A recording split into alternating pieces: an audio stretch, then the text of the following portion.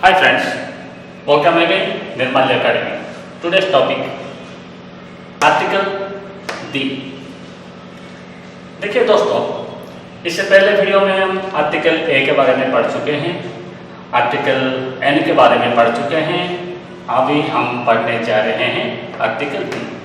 देखिए दोस्तों, मेरे आप लोगों के सामने आने का मतलब ये होता है, जो चीज़ के बारे में भी हम जिक्र करने जा रहे हैं उसके बारे में पूरी जानकारी हासिल किया जाए, ये मेरा मानना है।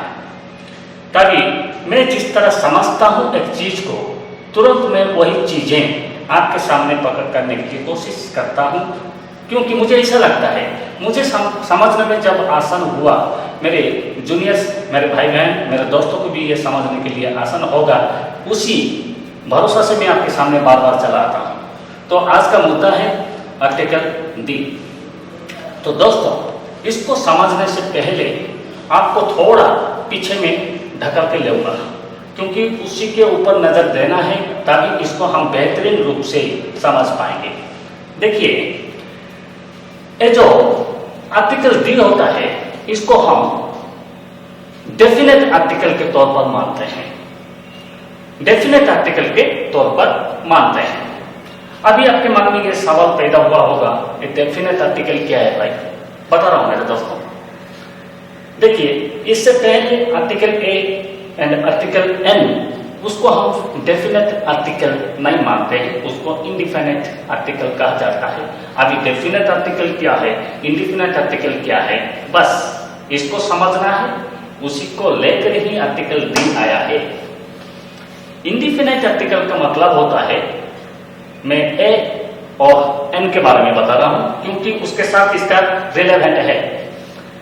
इंडिफिनिट आर्टिकल का मतलब यह होता है कि कोई भी चीज, कोई भी इंसान, कोई भी पशु जिसको हम निर्दिष्ट रूप से नहीं जानते हैं, ऐसे ही बोलते हैं वो कुत्ता, वो किताब, वो इंसान, वो पेड़, जिसको हम पर्टिकुलरली पिन पॉइंट करके नहीं कहते हैं, आमतौर पर कहते हुए जा रहे हैं,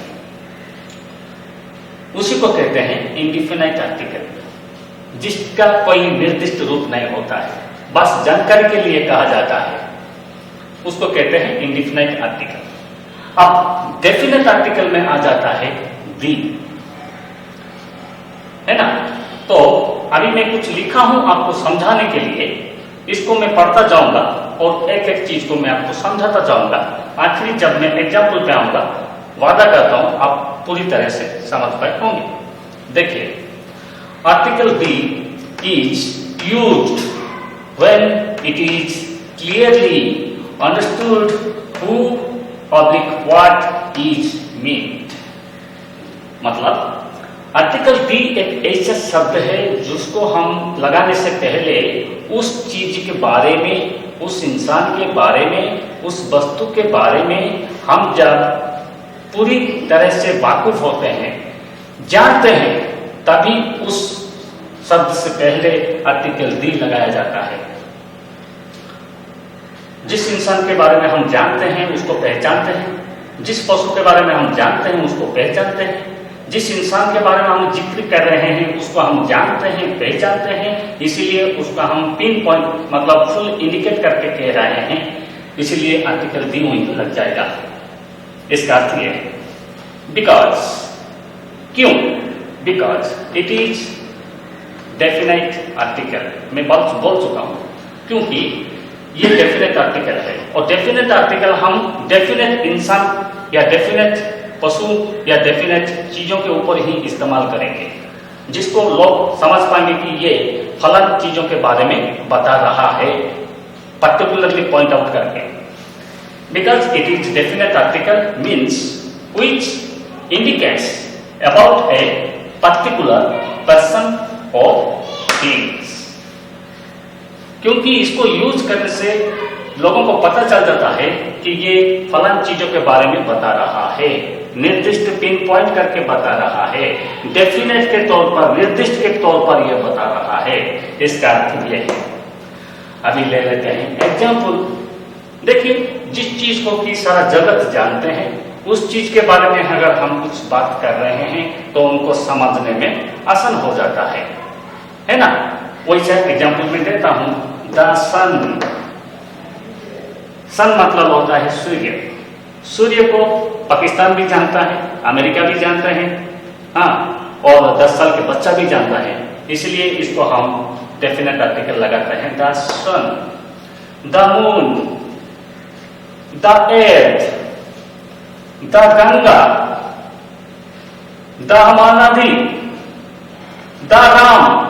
यही पे एक सवाल आपके मन में आया होगा, द राम।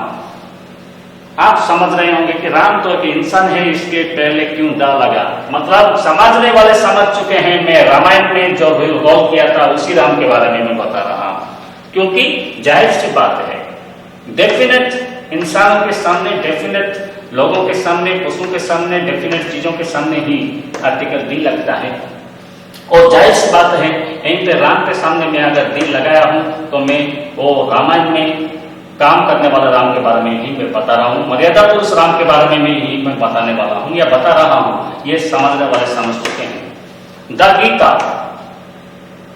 और द कुरान, इसमें और एक चीज बताऊंगा। आप तो इसके बारे में जानते हैं, the sun, the moon, the earth, the Ganga, the Mahanadi, the Ram, the Gita, the Quran. ये कहां से आ गया? आपके मन में एक सवाल आ रहा होगा। देखिए, डेफिनेट आर्टिकल डेफिनेट चीजों के सामने लगता है, और जो लोगों को हम सम्मानित के रूप पर देखते हुए आ रहे हैं, जो चीजों के हमारे परंपरा सम्मानित देते हुए, रेस्पेक्ट देते हुए आ रहे हैं, उन सभी चीजों के सामने भी आर्टिकल दी लगेगा। तो मेरे आज का मुद्दा था, आर्टिकल दी होता है एक निर्दिष्ट रूप से आर्टिकल, मतलब डेफिनेट आर्टिकल। ये निर्दिष्ट चीजों के लिए, निर्दिष्ट वस्तु के लिए, निर्दिष्ट पशु के लिए, निर्दिष्ट जगह के लिए और निर्दिष्ट पवित्र ग्रंथ के लिए इस्तेमाल किया जाता है, क्योंकि ये डेफिनेट आर्टिकल है। तो दोस्तों, आज की वीडियो आपको कैसा लग रहा होगा? मैं सोच रहा हूं कि अच्छा लग रहा होगा, और ऐसे ही बढ़िया बढ़िया चीजें मैं आपके सामने प्रस्तुत करता रहूंगा। और आपको इतना गुजारिश है, कृपा करके सब्सक्राइब कर देना मेरे भाई। Till then, thank you for keeping watching.